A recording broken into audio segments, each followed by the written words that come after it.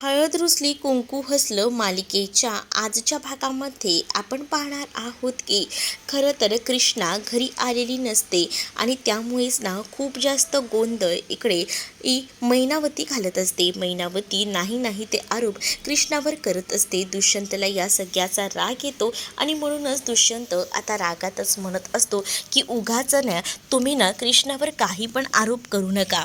कृष्णा खरंच कामात अडकली असेल, येईलच ती इतक्यात, असंही आता बोलत असतो तो. कारण कृष्णाबद्दल जराही अभद्र बोललेलं त्याला सहन होत नसतं आणि तो आता कृष्णाला शोधण्यासाठी म्हणून का होईना तिची वाट बघण्यासाठी बाहेर जातो. कारण घरातल्यांचं बोलणं ना त्याला बिलकुलच सहन होत नसतं. ते एकदमच विचित्र बोलत असतात. त्यामुळेच आता दुष्यंत बाहेर जाऊन विचार करत असतो की ही कृष्णा कुठे अडकली असेल, अजून का आली नाही. बाळजा आता विचार करतच असताना तिला दलपतराव म्हणत असतात की तुम्ही विसरताय का, तुम्हाला याआधी कृष्णानं काहीशी धमकी दिली आहे, ती विसरू नका. कारण मला असं वाटतंय ना की कृष्णा नक्कीच कसल्या तरी शोधात आहे आणि तुम्हाला ते कळत नाही आहे. कारण तुम्हासनी तिनं 12 दिवसाचं चॅलेंज दिलं आहे, ते चॅलेंज तिने ते स्वीकारलं आहे. मग त्यामुळेच मला असं वाटतं की आपण जरा त्या विचार करून बघा. मग आता बायजाला टेन्शन आलेलं असतं. दुसरीकडे ज्या रिक्षात आता कृष्णा बसलेली असते ना, ती रिक्षा मध्येच बंद पडते. अचानक स्पीड ब्रेक आणि त्या सगळ्यामुळेच ना आता रिक्षा जागेवरच बंद पडलेली असते आणि तो रिक्षावाला म्हणतो की माफ करा ताई, पण रिक्षा आता पुढे जाणार नाही. त्यामुळे आता खूपच जास्त टेन्शन कृष्णाला आलेलं असतं. पण कृष्णाच्या रिक्षाच्या मागेच आता समरची गाडीसुद्धा आलेली असते आणि समर जो आहे तो म्हणत असतो की काय झालं. मग समरला कृष्ण सांगते की गाडी बंद पडली आहे. मग समर म्हणतो की आता तुमच्याकडे दुसरा काही ऑप्शन नाही आहे, तुम्हाला माझ्या पाठी माझ्या गाडीवर बसावंच लागणार आहे, या बसा, असं बोलून तो आता तिला गाडीवर बसण्यासाठी सांगतो. पण कृष्णा थोडी आता नकारच देत असते. कारण कृष्णाला सवयच होती की ती कोणाबरोबरही अशी बसायची नाही. मग आता तिला विचार आलेला असतो की ती आता तरी कशी काय बसणार. पण घरी जर लवकर पोचायचं असेल, दुष्यंत मी वाट बघत असेल अशी तुमची, असं समर म्हणत असतो. मग तिचा नाईलाज होतो. खरंच दुष्यंत इथे वाट बघत असतो. ऑलरेडी तिचा फोनही बंद असतो. मग फोनही लागत नसल्यामुळे आता टेन्शन आलेलं असतं की काय करावं. म्हणूनच आता तो विचार करतो की बसा बसा, जास्त विचार करू नका, असं कृष्णाला समर म्हणतो. मग कृष्णाकडे नाईलाज झालेला असतो. त्यामुळे तिलाही आता पटकनच तिथे बसावं लागतं. कृष्णा चिपा त्या समोरच्या मागे बसते तेव्हा ती म्हणते की मला माहिती आहे तुम्ही काही माझ्यावर हात वगैरे ठेवणार नाही आहे, पण नीट गाडीमध्ये पकडून बसा, नाहीतर पडाल, असंही त्याचं म्हणणं असतं. तर दुसरीकडे मात्र कृष्णा थोडंसं अंतर ठेवूनच बसलेली असते. कारण कृष्णासाठी हे सगळं काही नवीन असतं आणि म्हणूनच ना कृष्णा विचार करत असते. त्यानंतर दुष्यंत बघतो तर काय कृष्णा आता आलेली असते आणि जेव्हा कृष्णा तिथे येते ना तेव्हा मात्र कृष्णाला एक कोणीतरी मुलगा सोडायला आलेला आहे हे सुद्धा लक्षात आलेलं असतं दुष्यंतच्या. मग दुष्यंत विचार करतो की हा मुलगा कोण असेल. मग जशी त्याला कृष्णा आलेली दिसते ना तसा तो लगेच कृष्णाला जाब विचारायला म्हणून तिथे जातो. कृष्णाला जेव्हा समोर सोडतो तेव्हा मात्र कृष्णाच्या डोक्यामध्ये विचार सुरू असतात की अनुसयाने जे काही सांगितलेलं असतं ते सगळं आता आठवत असतं आणि त्यामुळेच ना कृष्णा जास्त करून स्वतःला त्रास करून घेत असते. ती म्हणत असते की आज माझ्या हाती जे सत्य लागले ते कोणाला मी सांगू पण शकत नाही आहे, एवढं भयानक आहे. आणि जेव्हा या सगळ्या गोष्टी कळतील तेव्हा काय होईल, असाही विचार ना कृष्णाच्या मनामध्ये येत असतो. तेवढ्यातच आता दुष्यंत तिथे आलेला असतो आणि दुष्यंत कृष्णाशी बोलायचा प्रयत्न करत असतो. कृष्णाला म्हणत असतो की कुठे होतीस तू दिवसभर. त्यावर कृष्णा म्हणते की मी बाजूच्या गावी गेले होते. दुष्यंत आता कृष्णावर चिडलेला असतो. बाजूच्या गावी म्हणजे तुला मी किती वेळा सांगितलं होतं की कुठेही जायचं नाही, तरीसुद्धा तू वेळेवर आली नाहीस. तुला माहिती आहे का, आज तुझ्यामुळे मला काय म्हणून ऐकून घ्यावं लागलं. गावातल्या लोकांनी किती नावं ठेवली तरीसुद्धा मी सगळं शांतपणे ऐकून घेतलं. मला असा विचार येत होता की तू नक्कीच येशील, पण शेवटच्या क्षणापर्यंत तू आलीच नाही. लोकांना तुला दान होतं हे माहिती होतं म्हणून गावातली सगळीच लोकं इथे थांबली होती. किती वेळ तुझी वाट बघितली पण तू आली नाही.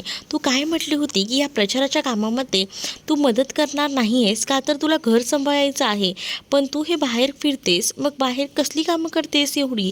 मग आता कृष्णा सांगू लागते की माफ करा, मी खरंच बाजूच्या गावात गेले होते आणि त्यामुळे वेळेचं भान राहिले नाही, त्यामुळे मला येता आलं नाही.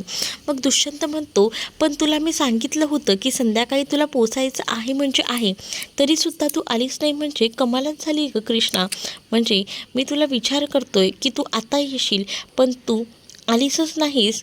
मग आता कृष्णाला काय उत्तर द्यावी कळत नसतात, कारण दुष्यंतने आता विचारलेलं सुद्धा असतं की तो कोण होता जो तुला इथपर्यंत सोडायला आलेला होता. कृष्णा विचार करते की आता काय सांगू कोण होता ते, म्हणूनच कृष्णा आता शांतच राहत असते. मग दुष्यंत म्हणतो की आता अशीच गप्प बसणार आहेस का, काहीच सांगणार नाही आहेस का? मग कृष्णा काहीच बोलत नाही. त्यामध्ये दुष्यंत समजून जातो की हिला आता माझ्याशी काही बोलायचं नाही आहे. मग तरीसुद्धा कृष्णा विचार करते की हे माझ्यावर इतके चिडतायत, एवढं हे सगळं करतात, यांना सगळं सांगून टाकू का? पण कसं सांगू हा विचारसुद्धा तिच्या मनामध्ये सुरू असतो. त्यानंतर दुष्यंत कृष्णाला म्हणत असतो की माझा तुझ्यावर विश्वास आहे आणि त्या विश्वासाचा असा फायदा करून घेऊ नकोस, नाहीतर ना तो विश्वाससुद्धा आहे ना तो उडून जाईल. कारण मी माझ्या मनात ना गैरसमजाचे वारे वाहतात, पण तरीसुद्धा मी शांत राहतो, कारण आपलं एकमेकांवर प्रेम आहे आणि आपण असं चुकीचं काहीच करणार नाही हेही माहिती आहे. म्हणूनच तुला सांगतोय की उगाच ना मला जास्त रागराग देऊ नकोस. तुला सांगितलं होतं वेळेवर यायचं, तर तुला यायला हवं होतं. मग कृष्णा म्हणत असते की सॉरी, माफ करा, मला जमलं नाही. त्यावर दुष्यंत म्हणतो की सॉरी, माफ करा एवढं बोललं की होतं का? एवढं नसतं का कृष्णा? आज गावकऱ्यांनी किती नावं ठेवली, मग शेवटी ते काम मलाच करावं लागलं. मी तुला म्हटलं होतं वेळेवर ये, कारण आईचं औक्षण करायचं आहे, पण तू वेळेवर आली नाही. मग शेवटी आईचं औक्षण मीच केलं, कारण गावातले लोक काही नाही ते बोलत होते आणि तुझ्याबद्दल काही बोललेलं ना मला सहन होत नाही, असं देखील दुष्यंत आता कृष्णाला बोलत असतो. दुष्यंतने कृष्णाला काहीच बोलायला दिलेलं नसतं, स्वतः एकटाच बडबडत असतो आणि त्यामुळेच ना आता त्याच्या लक्षात आलं की आपण एक्स्ट्रा काहीतरी बोलून गेलो आहोत का, त्यामुळेच ना तो आता शांत असतो. कृष्णा म्हणते की ठीक आहे, चला मीही आता फ्रेश होते, कारण बाकीच्यांच्या जेवणाचंही आता कृष्णाला बघायचं असतं. कृष्णा बाजूच्या गावात जाऊन आली आहे हे सांगते, पण दुष्यंतचं या बोलण्यावर विश्वास बसत असतो, कारण त्यालाही माहिती की कृष्णा बिनकामाची कुठेही फिरणार नाही. पण नंतर जेव्हा कृष्णा आतमध्ये फ्रेश व्हायला जाते, तेव्हा मात्र आता दुष्यंत डोक्याला हात लावून बसलेला असतो. त्याला कळत नसतं की त्यानं हे सगळं काय केलेलं आहे, कारण तो खूप जास्त आज कृष्णावर ओरडला होता.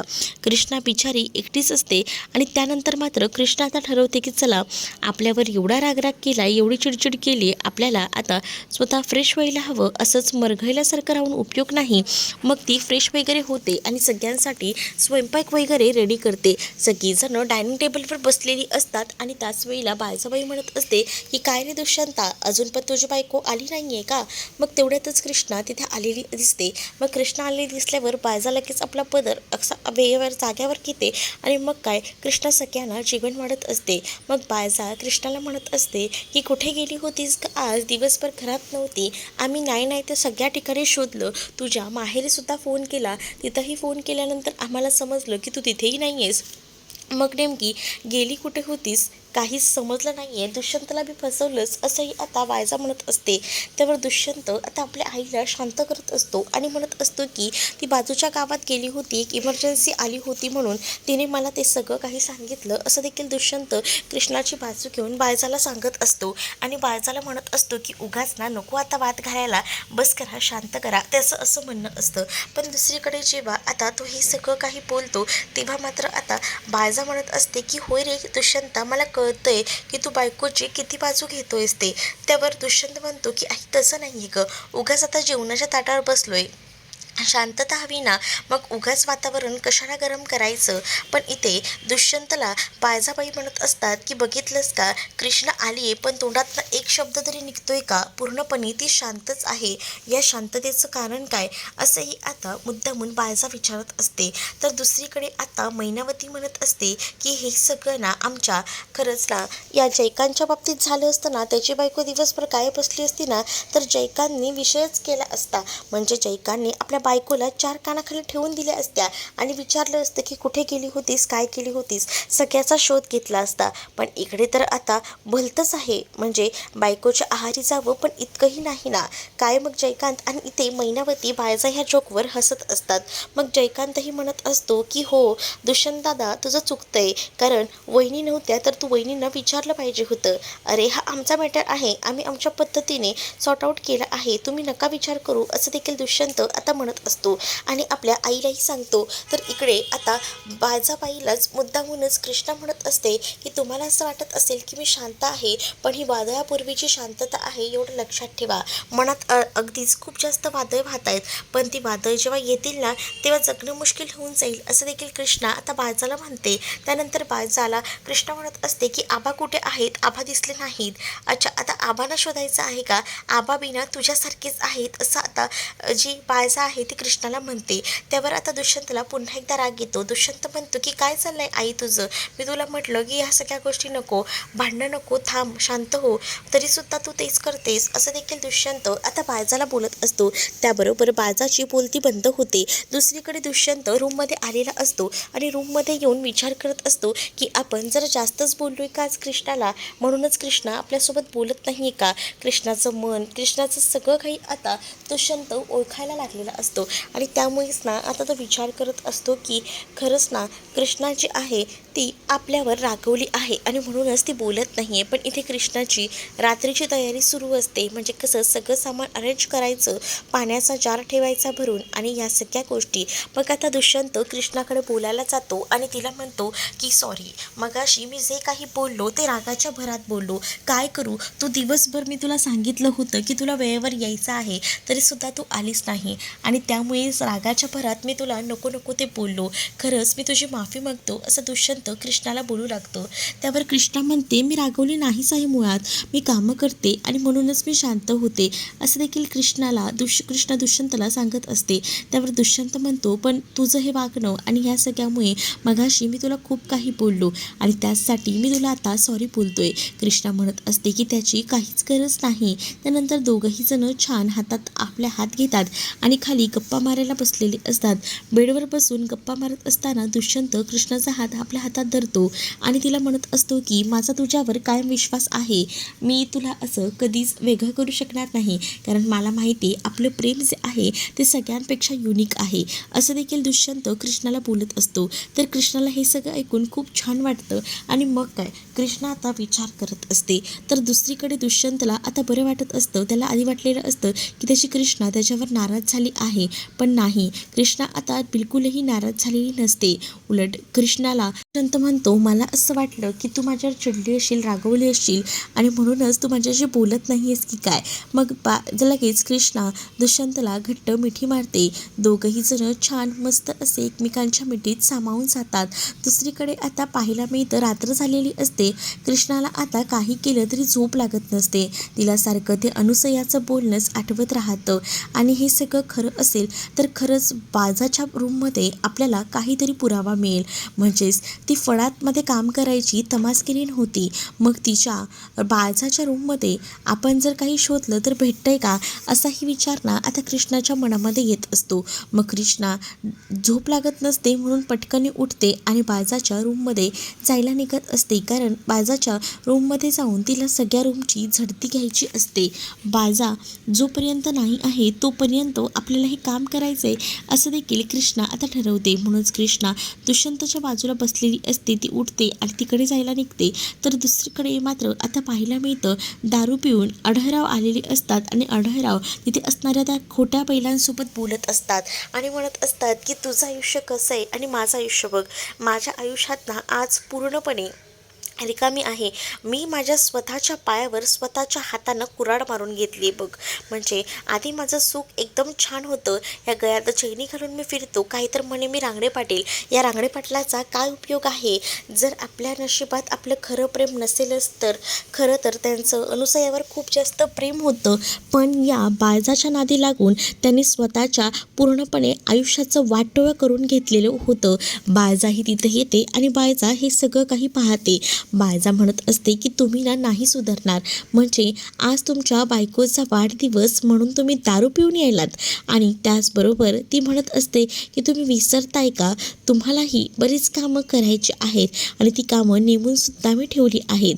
असं देखील आता बायजा जी आहे ती अढळरावाला बोलत असते. अढळरावाला या सगळ्याचा राग येत असतो, तरीसुद्धा आता ते सहन करत असतात. कृष्णा आता बायजाच्या रूममध्ये गेलेली असते. बघते तर काय, तिथं बायजा नसते. मग बायजा नाही आहे तोपर्यंत आपल्याला जे हवं ते आपण करू शकतो, हाच विचार ना कृष्णाच्या मनामध्ये येऊ लागतो. कृष्णा आता बायजाच्या रूमची झडती घेऊ लागते. म्हणजेच तिला असं वाटत असतं की त्या रूममध्ये आपल्याला कपाटात काहीतरी भेटेल आणि म्हणूनच कोणी नसताना ती कपाट उघडते आणि कपाटामध्ये ती बऱ्याच गोष्टी बघत असते, काही भेटत आहेत का.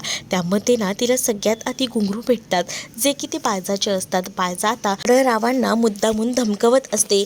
अढळरावांना म्हणत असते की तुम्हासनी काय वाटतंय, तुम्हाला तुमच्या पहिल्या बायकोचा वाढदिवस जो आहे तो साजरा करायचा होता आणि मग काय तुम्ही तो वाढदिवस साजरा करताय. आतापर्यंत मला जे जे हवंय ना ते मी केले. या 26 वर्षामध्ये ना या संसारासाठी मी खस्ता खाल्ले आहेत. हा संसार मी उभा केला आहे आणि तुम्ही त्या 26 वर्षामध्ये काय केले, नुसतं त्या बायकोच्या नावानं रडारड करताय, काय गरज आहे हां, असं देखील ती आता म्हणत असते. दुसरीकडे कृष्णा ही रूममध्ये जाते आणि रूममध्ये तिला आता नेमक्या त्या घुंगरूंचा एक छल्ला भेटतो. म्हणजे एका गाठोड्यामध्ये ते घुंगरू ठेवलेले असतात आणि ते घुंगरू जेव्हा आता कृष्णाच्या हाती लागतात तेव्हा कृष्णाच्या लक्षात येतं की अनुसया जे बोलत होती ते अगदीच खरं आहे. दुसरीकडे आता जी बायजा असते ती अढळरावांना म्हणत असते की तुम्हासनी माहिती नसेल पण तुमच्या कृष्णानं तुम्हाला सांगितलंच असेल असं मला तरी वाटतं, कारण ते कृष्णा मला म्हणत होती 12 दिवसात ती माझं साम्राज्य संपवणार आहे. मग आता ती कोणतं साम्राज्य मला संपवणार आहे, मला बी बघायचं आहे ती काय करते. इकडे कृष्णाच्या हातामध्ये काही पेपर लागलेले असतात, जे की प्रॉपर्टीचे ॲग्रीमेंट पेपर असतात आणि ते सगळे काही कृष्णाला बायजाच्या रूममध्ये सापडलेले असतात. बायजा नेमकी रूममध्येच यायला निघालेली असते. दुसरीकडे सकाळच्या वेळेला आपल्याला पाहायला मिळतं एका शेतकऱ्याचा दुष्यंतला कॉल येतो आणि तो म्हणत असतो की बायजाबाईनं आमचं जीणं मुश्किल करून ठेवलं आहे. आणि त्याच वेळी दुष्यंत त्याला म्हणत असतो की काळजी करू नका, आम्ही आहोत, आम्ही तुमच्यापर्यंत माझी टीम पोचवतो. आता दुष्यंतच्याही डोक्यामध्ये प्लॅनिंग असतं, कारण आता स्वतः शेतकरी बायजाचं खरं रूप दुष्यंत समोर आणत असतात. त्यामुळे दुष्यंत विचार करतो आणि या सगळ्याबद्दल बोलतो. दुसरीकडे कृष्णा ही आता आलेली असते आणि कृष्णाला असं वाटत असतं की दुष्यंतला सगळं काही खरं खरं सांगून टाकावं, म्हणजेच दुष्यंत जो आहे त्याला आपण विश्वासात घेऊन घडलेल्या गोष्टी सांगाव्यात असाच ती आता विचार करते. मग आता कृष्णा खरंच दुष्यंतला सगळं सांगेल का, हे येणाऱ्या भागामध्येच आपल्याला पाहायला मिळेल. तुम्ही जर आपल्या चॅनलवर नवीन असाल तर चॅनलला नक्की सबस्क्राईब करा. चला तर मग भेटूया पुढच्या भागामध्ये. तोपर्यंत टाटा, बाय.